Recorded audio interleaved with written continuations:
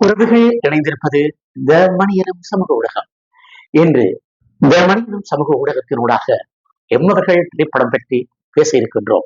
அதிலும் முக்கியத்துவமாக அன்பு, மிகவும் அந்த பேருக்குரிய பண்பு நிறைந்தவர். டென்மார்க்கில் வாழ்ந்து வரும் அன்பு பல இடங்களிலே குறும்படமாக, ஒரு வருட திரைப்படமாக முயற்சிகள் எடுத்தாலும் கூட இன்று எடுக்கின்ற முயற்சி பலரையும் கவர்ந்திருக்கின்றது. இந்த முயற்சி மட்டுமல்ல, அவருடைய பாடல்களை கேட்டு பார்த்திருந்தோம். மிகவும் இனிமையாகவும், காதலுக்கு இனிமை மட்டுமல்ல, வரிகளும் கூட நெஞ்சத்தை தொடுகின்ற வகையிலே வரிகளும் அமைந்திருக்கின்றன.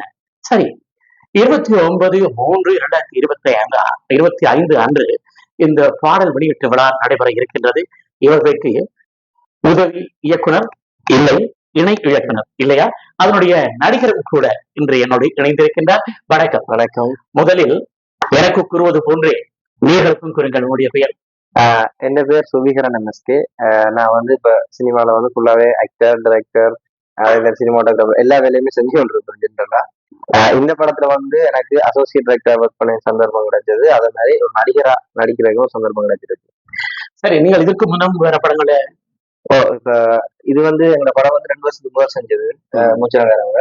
அதுக்கு முதலும் செஞ்சிருக்கேன். இப்ப அதுக்கு பிறகு நிறைய பட்ஜெட்ல கொஞ்சம் செஞ்சு கொண்டிருக்கோம் நிறைய.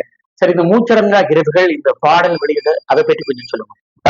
என்னன்னா எங்கட இந்திய சினிமா பொறுத்தவரையில நாங்க இப்ப இந்தியன் லெவலுக்கு வந்து எதுவுமே செஞ்சு கொண்டு போறது இல்லை. ஏன்னா அந்த அளவுக்கு எங்களோட வளங்கள் இல்லை, செய்ய இயலாது இல்லை, அதுக்குரிய வளங்கள் இல்லை. இப்ப அங்க பாத்தீங்கன்னா ஸ்பான்சர் பண்ணி ப்ரொடியூஸ் பண்ணி ஒவ்வொரு ப்ரோக்ராம் அது நோடி வளர்ச்சிக்கெல்லாம் பெருசா இன்வெஸ்ட் பண்ணுவாங்க. இங்க வந்து செய்யணும்னு சொன்னா எல்லாமே எங்கட ப்ரொடக்ஷன் இப்ப நாங்க இருக்கிற அந்த இதை தங்கிதான் அந்த வேலை நடந்துட்டு இருக்கோம். குறிப்பாக ஒரு தவறு என்று வந்துவிட்டாலும் கூட பல தடவை அந்த முயற்சி நடக்கப்படும். எங்களுக்கு அந்த தவறை திருத்துவதற்கு போகணும்னு சொன்னால் அதுக்கான அது வந்து இங்க இல்லாதபடியா எங்கட கலைஞர்கள் வந்து வழியில கொண்டாடாம இருக்கு. இப்ப இந்த நோக்கம் வந்து என்னன்னு சொன்னா, இப்ப நான் ஓடியில செஞ்சோம்னு சொன்னா நிறைய பேர் தெரியும் நான் படம் செஞ்சிருக்கோம், இவ்வளவு கலைஞர்கள் வேலை செஞ்சிருக்காங்கன்னு சொல்லி அவங்களுக்கு ஒரு அறிமுகம், இப்படி ஒரு செஞ்சிருக்கின்ற அறிமுகம் தான். அதே மாதிரி மியூசிக் டைரக்டர் கஷ்டப்பட்டு 7 சாங் செஞ்சிருக்காரு, அந்த பாட்டு ஃபுல்லா எக்ஸ்ப்ளோர் பண்ணிருக்காரு, மியூசிக் பண்ணிருக்காரு. அப்ப அவருக்கான ஒரு விழா தான் ஓடியோ லான்ச். ஓடியோ லான்ச் செய்யறவங்க ஒரு மியூசிக் டைரக்டரை வந்து மேல கொண்டு வரதுதான். அப்ப அவருடைய ஒரு ஃபங்க்ஷன் தான் ஓடியோ லான்ச். அப்ப அதை நாங்க செய்யும் போது வந்து அவருக்கு நிறைய ஆர்வம் வரலாம், அவங்க வேலை செஞ்சு எல்லாருக்கும் ஒரு சந்தர்ப்பம் வரலாம். ரைட், ஓகே, நாங்க பெரிய டீம் எல்லாருமே சந்தோஷமா இருக்கும். படத்தை தனியா தியேட்டர்ல மட்டும் போட்டுட்டு இல்லாம ஓடியோ லான்ச் செய்யும் போது வந்து வெளியில நிறைய பேர் தெரியும் ஓடியோ லான்ச் நல்லா செஞ்சிருக்காங்க, நல்ல ஒரு ரிசல்ட் வரும் எல்லாரும். நீங்கள் குறிப்பிடுவது ஒரு நல்ல விஷயம் கூட. ஏனென்றால் ஒரு ஆரம்ப காலங்கள்ல இசை வெளியிட்டு விழா என்று நடக்கிறது இல்லை. அதுலயும் சில சமயத்துல சில பாடல்களை அந்த ஒளிப்பதிவு செய்கின்ற நேரத்துல தூக்கி விடுவது உண்டு. அப்படி தூக்கப்பட்ட பாடல்கள்ல உலகம் சுற்றும் வாலிபன் திரைப்பட இந்தியா படத்திலே கூட இருக்கிறது. உலகம் சுற்றும் வாலிபனோடு பயணம் செய்த வழி இந்த பாடல் இருக்கிறது. இப்படி பல படங்கள்ல இப்படியான பிரச்சனைகள் இருக்கின்றது. அதே போல அந்த இசையப்படங்களுடைய பெருமைகளும் கூட தெரிவதற்கு இது ஒரு நல்ல சந்தர்ப்பம். இதை தமிழகம் கூட இப்பொழுதுதான் கொஞ்ச காலம் தான் இதை செய்து வருகிறார்கள். அந்த முயற்சியை எம்மர்களும் செய்வது பாராட்டுக்குரியது. சரி, 29/3/2025 நடைபெற இருக்கின்றது. அதை நீங்க எப்படி ஒழுங்கு செய்திருக்கீங்க?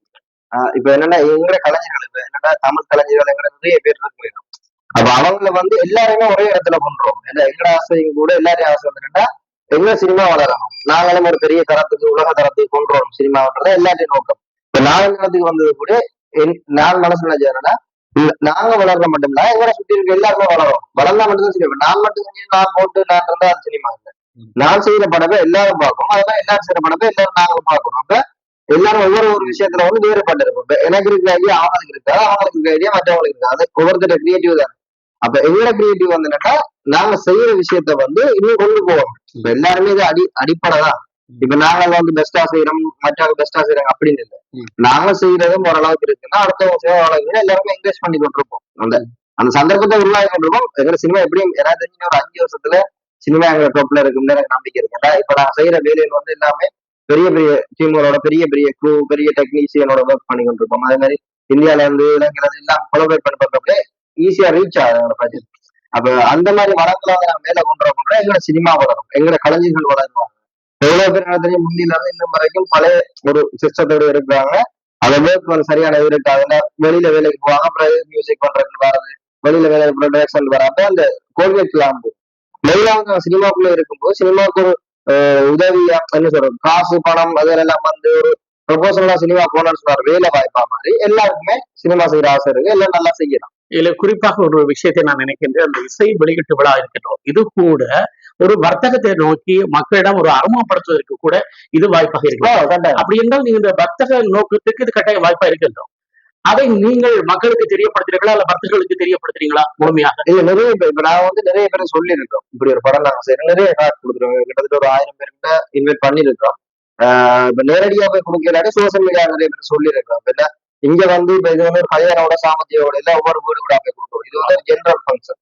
இதுல வந்து எல்லாருக்குமே பொறுப்பு இருக்கு. இதெல்லாம் சினிமா செய்யறோம்னா இல்லை நாங்கள் ஒன்று செய்யறோம் நாளைக்கு நீங்க ஒன்று செய்ய இப்ப எல்லாரையும் வந்து போஸ்ட் பண்ணாங்க எல்லாரும் கட்டாயம் வரும். ஏன்னா ஒவ்வொருத்தருக்கும் ஒவ்வொரு ஷெடியூல் ஒர்க் அது இது போய்கிட்டு இருக்கோம். அப்ப சந்தர்ப்பம் கிடைக்கிறத கட்டாயம் டைம் வந்து பார்ப்போம். பார்த்தாதான் எங்களை சினிமா இந்த மாதிரி மேல் நோக்கம் ஒரு ஐடியா வரும், புதுசா ஒரு கிரியேட்டிவ் வரும். அது வந்து எல்லாருக்குமே ஒரு உறுதுணையா இருக்கும்னு நினைக்கிறேன்.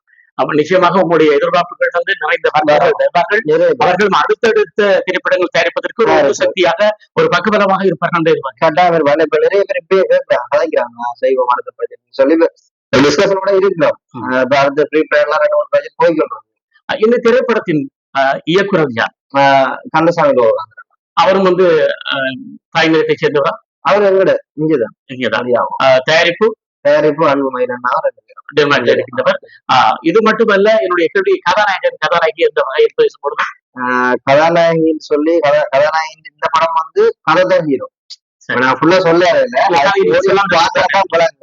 ஆனா இது வந்து எல்லாருமே முக்கியத்துவம். ஏன்னா எல்லாருமே ஸ்கோப் வச்சிருக்காரு டைரக்டர். எல்லாருமே அந்த ஒரு சின்ன கேரக்டர் வந்தா கூட அவருக்கு அந்த கதை இன்னொரு அவர் இல்லாம அந்த கதை நகராது. அந்த மாதிரிதான் போய்க்கொண்டு. சரி, பாடல்களை பொறுத்த வரைக்கும் சுதர்சன் இசையமைத்திருக்கிறார். அது சுதர்சனை பற்றி கொஞ்சம் சொல்லுங்க. சுதர்சனா இந்த பாட்டு நம்ம நிறைய பாட்டு கேட்டிருக்கேன். ஆனா அவற்ற பாட்டு அப்படின்னு சொன்னா என்ன சொல்றது, இப்ப நான் வேற ஒரு ஆட்களை ஒப்பிட்டு சொல்ற அளவுக்கு இல்லை. ஏன்னா அவர்